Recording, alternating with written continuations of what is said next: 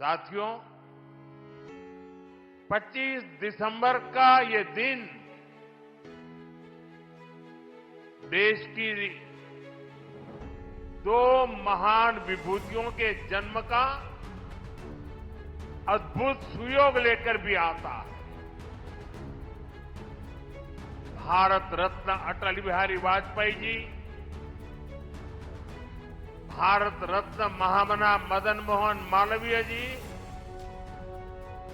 इन दोनों महापुरुषों ने भारत की अस्मिता, एकता और गौरव की रक्षा की। ये राष्ट्र प्रेरणा स्थल उस सोच का प्रतीक है जिसने भारत को आत्मसम्मान, एकता और सेवा का मार्ग दिखाया है। साथियों, थोड़ी देर पहले मुझे यहां राष्ट्र प्रेरणा स्थल का लोकार्पण करने का सौभाग्य मिला है। ये राष्ट्र प्रेरणा स्थल उस सोच का प्रतीक है जिसने भारत को आत्मसम्मान, एकता और सेवा का मार्ग दिखाया है। डॉक्टर श्यामा प्रसाद मुखर्जी, पंडित दीनदयाल उपाध्याय जी और अटल बिहारी वाजपेयी जी, इनकी विशाल प्रतिमाएं जितनी ऊंची है, इनसे मिलने वाली प्रेरणाएं उससे भी अधिक बुलंद है। ये राष्ट्र प्रेरणा स्थल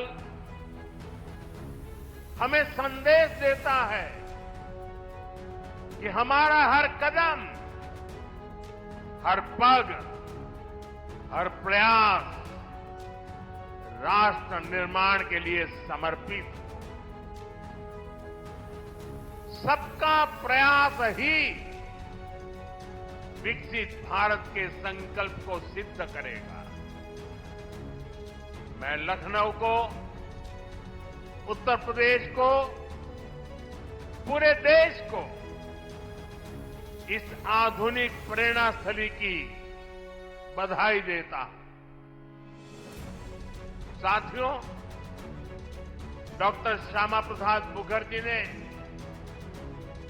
देश को दिशा देने में निर्णायक भूमिका निभाई। ये डॉक्टर मुखर्जी ही थे जिन्होंने भारत में 2 विधान, 2 निशान और 2 प्रधान के विधान को खारिज कर दिया था। आजादी के बाद भी जम्मू कश्मीर में ये व्यवस्था भारत की अखंडता के लिए बहुत बड़ी चुनौती थी। भाजपा को गर्व है कि हमारी सरकार को आर्टिकल 370 की दीवार गिराने का अवसर मिला। ऑपरेशन सिंदूर में दुनिया ने जिस ब्रह्मोस मिसाइल का जलवा देखा, वो अब लखनऊ में बन रही है।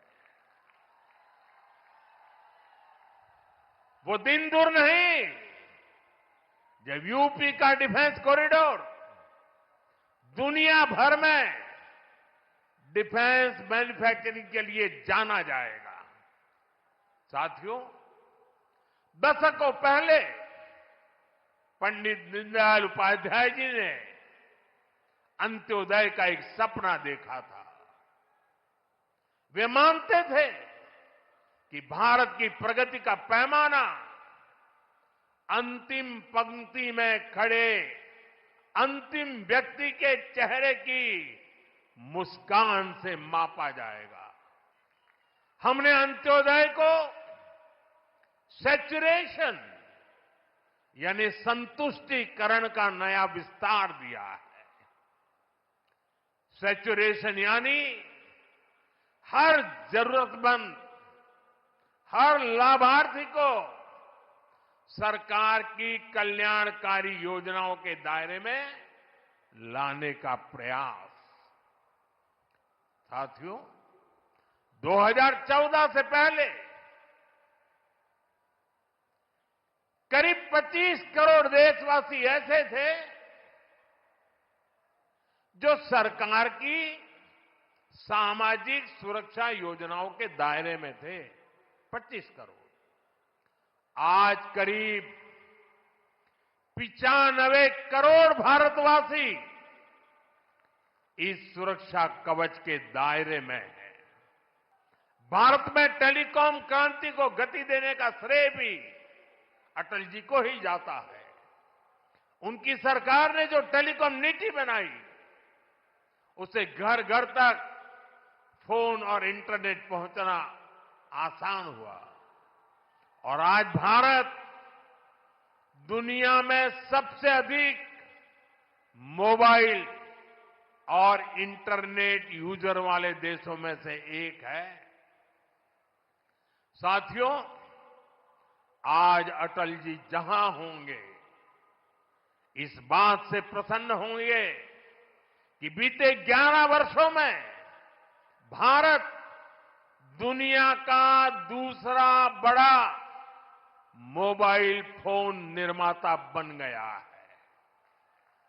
और जिस यूपी से वे सांसद रहे, वो यूपी आज भारत का नंबर 1 मोबाइल मैन्युफैक्चरिंग राज्य बना है। आज इनकी प्रतिमाएं हमें नई ऊर्जा से भर रही है। लेकिन हमें यह नहीं भूलना है कि आजादी के बाद भारत में हुए हर अच्छे काम को कैसे एक ही परिवार से जोड़ने की प्रवृत्ति पनपी। किताबें हो, सरकारी योजनाएं हो,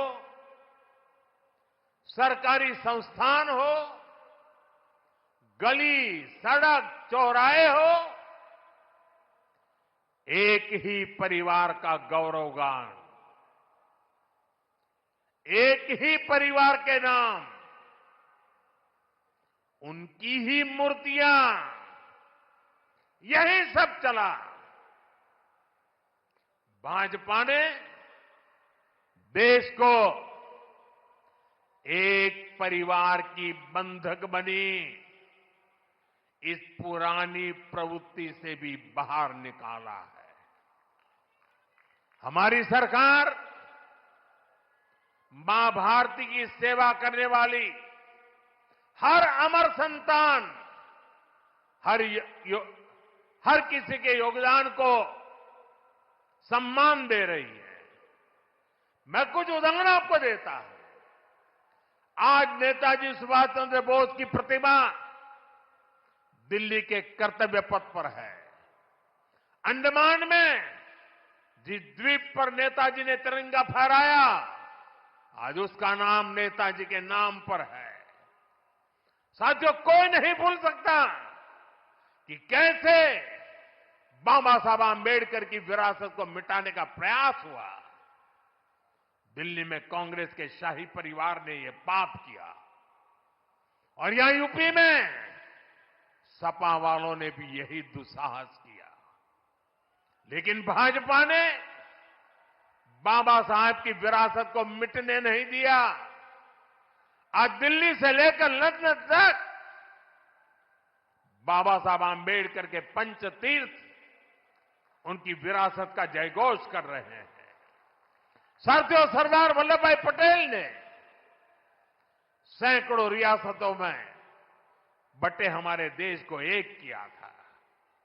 लेकिन आजादी के बाद उनके काम और उनके कद दोनों को छोटा करने का प्रयास किया गया। ये भाजपा है जिसने सरदार साहब को वो मान सम्मान दिया जिसके वो हकदार थे। भाजपा ने ही सरदार पटेल की विश्व की सबसे ऊंची प्रतिमा बनाई, एकता नगर के रूप में एक प्रेरणा स्थली का निर्माण किया। अब हर साल वहां 31 अक्टूबर को देश राष्ट्रीय एकता दिवस का मुख्य आयोजन करता है। साथियों, हमारे यहां दशकों तक आदिवासियों के योगदान को भी उचित स्थान नहीं दिया गया। हमारी सरकार ने ही भगवान बिरसा मुंडा का भव्य स्मारक बनाया। अभी कुछ सप्ताह पहले ही छत्तीसगढ़ में शहीद वीर नारायण सिंह आदिवासी म्यूजियम का लोकार्पण हुआ है। साथियों, देश भर में ऐसे अनेक उदाहरण हैं। यही उत्तर प्रदेश में ही देखें तो महाराजा सुहेलदेव का स्मारक तब बना जब भाजपा सरकार बनी। यहां निषाद राज और प्रभु श्री राम की मिलन स्थली को अब जाकर के मान सम्मान मिला। राजा महेंद्र प्रताप सिंह से लेकर चौरी चौरा के शहीदों तक मां भारती के सपूतों के योगदान को भाजपा सरकार ने ही पूरी श्रद्धा और विनम्रता से याद किया। साथियों, परिवारवाद की राजनीति की एक विशिष्ट पहचान होती है। यह असुरक्षा से भरी हुई होती है। इसलिए परिवारवादियों के लिए दूसरों की लकीर छोटी करना मजबूरी हो जाता है, ताकि उनके परिवार का कद बड़ा दिखे और उनकी दुकान चलती रहे।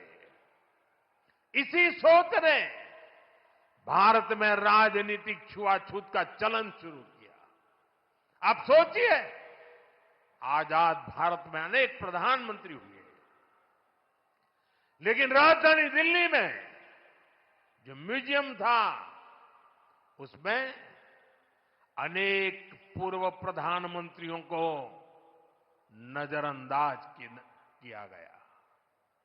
इस स्थिति को भी भाजपा ने, एनडीए ने ही बदला है। आज आप दिल्ली जाते हैं तो भव्य प्रधानमंत्री संग्रहालय आपका स्वागत करता है। वहां आजाद भारत के हर प्रधानमंत्री, चाहे कार्यकाल कितना भी छोटा रहा हो, सबको उचित सम्मान और स्थान दिया गया है। साथियों, कांग्रेस और उसके सहयोगियों ने राजनीतिक रूप से भाजपा को हमेशा अछूत बनाए रखा, लेकिन भाजपा के संस्कार हमें सबका सम्मान करना सिखाते हैं। बीते 11 वर्षों में भाजपा सरकार के दौरान, एनडीए सरकार के दौरान नरसिम्हा राव जी और प्रणब बाबू को भारत रत्न दिया गया है।